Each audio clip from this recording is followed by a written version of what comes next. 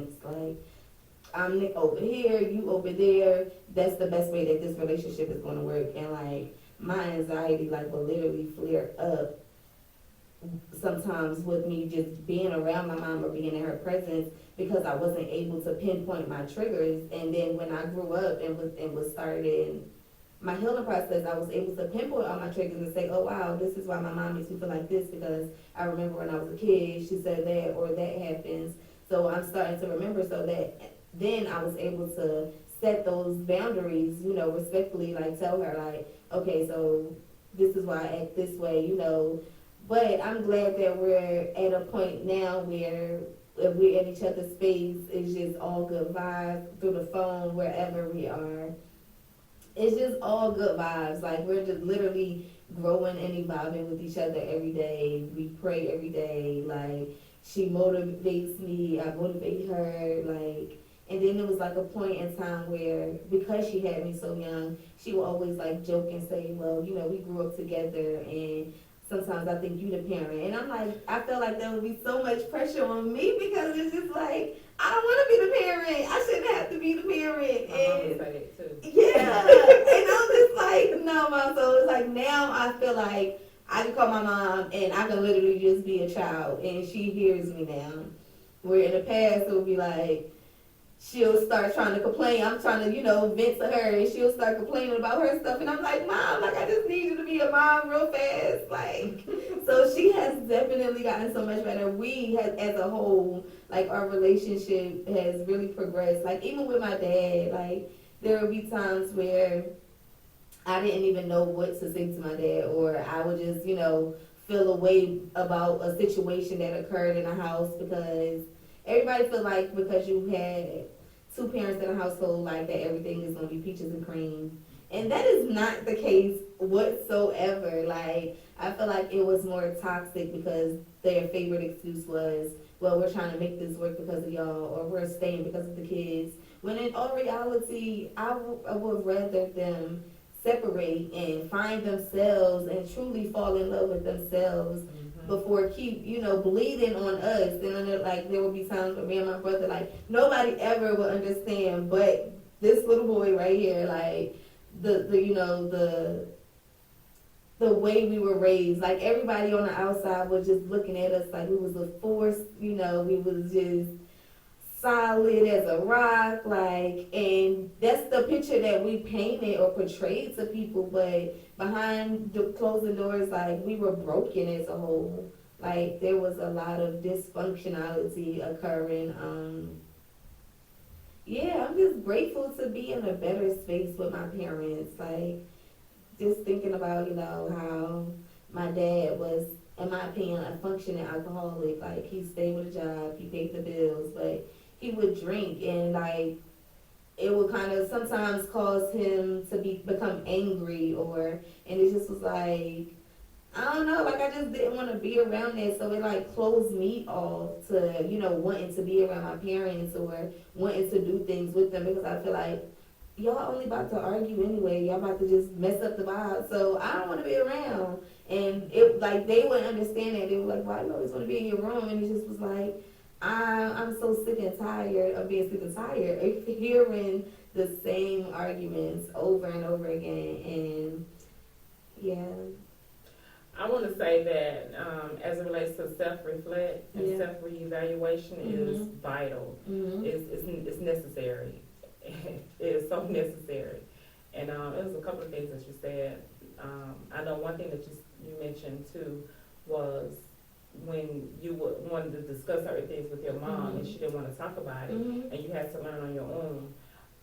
The question I have is, how did that turn out for you? The process was not easy. Like, it was not. Like, literally, the last time was last year where my mom turned her back on me and I was like, okay, enough is enough. Like, I literally had to figure out, like, why is it that she's doing this? Like, I wasn't really understanding, like, her as a mom, like, why are you turning your back on me? Like, if the conversation got, I guess, too heated for her, or if it was something that she didn't want to discuss. Like, we were literally at the mall, and I was trying to bring something to her attention that she was doing that kind of bothered me. And she just like walked off. And like I literally bust out crying in the mall. And I left. Like I literally left and she still was trying to make it about her. Like, oh, you left me at the mall. I'm like, you don't understand how embarrassed I was. People literally watching me as you turn your back on me, walking away, and I'm in tears, just watching you walk away. Like this is in public. Like the other times, I felt like I mustered up the strength to be like, okay, girl, this is something you're used to. But her doing it in public, it broke my heart on a whole nother level because I felt like so disrespected. Like I don't know, like it just made me. It really really hurt my feelings. Like I can't even going back to that moment just put me in a space kind of. But having to learn how to speak up and find a voice on my own, like I had to dwell with God, like literally praise and worship and prayer and staying in my Bible and listening to motivational speakers or sermons and going to church. Like those are the things that really helped me, that grounded me to say, okay, something has to change. Like again, my favorite saying, God and therapy. My therapist was another reason that, I was able to be more expressive to people and not just in my writings, not just in my poems or my journals, but really be able to express to people, not even just my mom, because of her, I felt like I was unexpressive to anybody, because if my mom don't want to hear me or hear what I got to say, why do anybody else, or why should anybody else want to hear what I have to say? So, yeah. And yeah, that definitely can make you feel that way. Yeah. Definitely. But in reference to your mom walking off, like, the reality is a lot of times people don't want to deal with themselves, That's what I'm saying, taking accountability. Just be able to. People don't want to deal with themselves. Because I know personally, my grandmother stopped talking to me for a long period of time after something came up from the past that happened before I was even born, and I made mention of it, and she really distanced herself from me, like for almost a year. And that was because that was a topic or a thing that she did not want to discuss. You know what I'm saying? And I get it. I totally get it. I totally understand it. If you're not ready to go through that hurt, I understand that you're not ready to heal, because a lot of times it will be painful. Yeah. It will be hurtful. Pains. But in that process, you can heal from it, So that is something. Yeah. But I do want to make mention of, because I sound like I just got a mama and not a dad, right? I do have a father. I do. I have a father. And the craziest part about that is, I remember, first of all, I was married for 13 years. We dated for 7 years prior to marriage. So yes, I was with the same individual for 20 years. Yeah. And there were a lot of things in that marriage that I dealt with because I wanted to keep that bond of husband, wife, mother, father in the household, so that my daughters can grow up with their mother and their father. Now, there wasn't anything like, we didn't argue a lot. We argued though. We just didn't do it a lot, And the things that we did argue about was always the same things, which were the things that had me second guessing whether or not I should marry him, but I did it anyway. Go ahead. So, with that being said, I remember my daughters coming to me asking me, Mom, is your dad dead? I was like, no, he's not dead. Well, if he's not dead, why we never seen him? That was so deep. So deep. And I looked at them and I said, I really can't answer that simply because I don't know. I haven't seen my dad. I didn't really see him growing up. So I can't answer that. I really can't. That's the reason why I try to make sure y'all have a dad that's present, And so they had to be like 7, 12, nah, maybe not that young. I don't know. I don't remember how old they were, but they were old enough to ask the question and to be able to see that they never saw their granddaddy before. So they said, after I said, no, he's not dead, they said, well, does he live in another state? Mm-hmm. Curious now. No, he lives in Georgia. Wait, he lives in Georgia and we never seen him? Yeah. Mm-hmm. Yeah. Why is that, Mom? A question that I could not really give them an answer to, simply because I don't know. I felt like my dad just didn't like me or whatever. I mean, I don't know, and I would intentionally not pursue a connection with my father simply because I didn't want him to turn his back on me. Yeah. Because it's like rejection, you know what I'm saying? And that's another thing that, as growing up, I dealt with. Yeah. I dealt with the rejection, So don't nobody ever want to feel rejected, no, seriously. So my aunt came to me one day. By the way, I do hair. I'm a medical cosmetologist as well. And she got her hair done, and we got on the topic, and I ended up getting an invitation to a barbecue at my dad's house. I took my daughters. And they were present, and they were so excited to see their granddad because they never met him. They didn't know who he was. Yeah.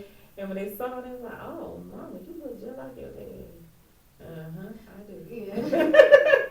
I do. I don't look nothing like my mama, but I look just like my dad. I'm starting to get a mix of both. But growing up, my dad is my twin. I heard that everywhere.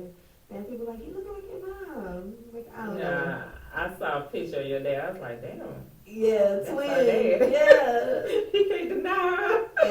And he used to joke and tell people like, yeah, no, this time my daughter, they used to be like, what? She looks just like you. And I used to be like, he played too much.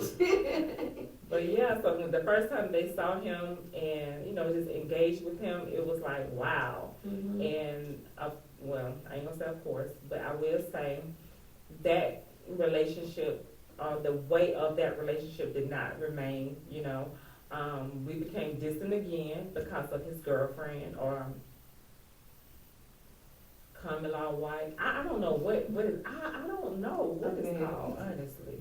I don't really know what they got going on. But that female that he lives with, or that lives with him, however you want to say it, or however you want to see it, it's because of her that we don't talk even today. I'm pretty sure he would probably say I had something to do with it, but nah, it was her doing. I know the truth behind everything. But with all being said and done, I'm good. Yeah. That's I've the thing. accepted the reality, Yeah, being able to accept and push through, the hurt that our parents caused us, because you have to realize they really literally did the best that they could do with, again, the resources and the knowledge that they were given. And if they don't want to be accountable for what they did or did not do, they have that right. I mean, it's unfortunate. Yeah. It's very unfortunate. Very unfortunate. But reality is they have that right. They have that right to choose. Heal for yourself. Forgive for yourself. You have to. It feels so good. It feels so good. And a lot of times, like, I know for years, I've carried baggage and came up with scenarios in my head. Well, if that didn't happen, or if this went this way, then let it go. Heal for you. Get better for yourself. Figure out your triggers so that you can work on them, or you know how to navigate through them the next time you're triggered by something. But again, get closer to God, get some therapy, get in tune with yourself. That is very important. Very important. Because reality is you would not be able to get past anything until you deal with you. Yeah. You have to deal with you. And once you get to that place, you will be comfortable with people making the decision that they made. You'll be just fine with it. So my light as a feather. I don't be having a worry in the world. Like, everything that's for me is going to align. Everything is been coming full circle for me. So I'm like, I understand. I had to go through this so that I can teach somebody else, and that's what I'm here for. This is my purpose, to help you heal through your things, your relationship with your parents, Even your children. Yeah, your you know, children. Yes, most definitely. Grandparents.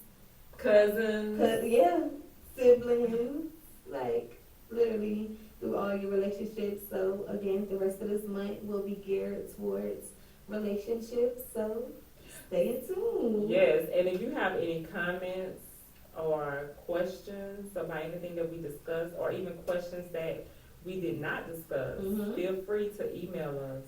DM, comment down below.